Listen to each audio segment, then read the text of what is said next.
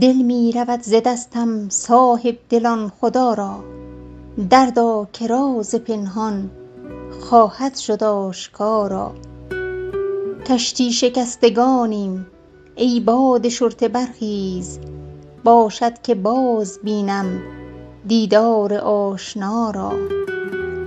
10 روزه مهر گردون افسانه است و افسون، نیکی به جای یاران فرصت شمار یارا.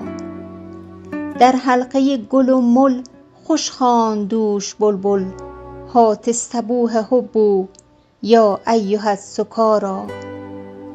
ای صاحب کرامت شکرانه سلامت، روزی تفقدی کن درویش بینوا را.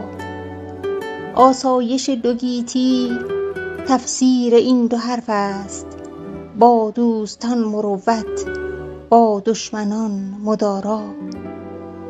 در کوی نیکنامی ما را گذر ندادند، گر تو نمی پسندی تغییر کن قضا را. آن تلخ وشک صوفی ام الخبایثش خواند، اشهی لنا و احلی من قبلة العذارا. هنگام تنگ دستی در عیش کوش و مستی، کین کیمیای هستی قارون کند گدا را. سرکش مشو که چون شمع از غیرتت بسوزد دلبر که در کف او موم است سنگ خارا. آیینه سکندر جامی می است بنگر، تا بر تو عرضه دارد احوال ملک دارا. خوبان پارسی گو بخشندگان عمرند، ساقی بده بشارت رندان پارسا را.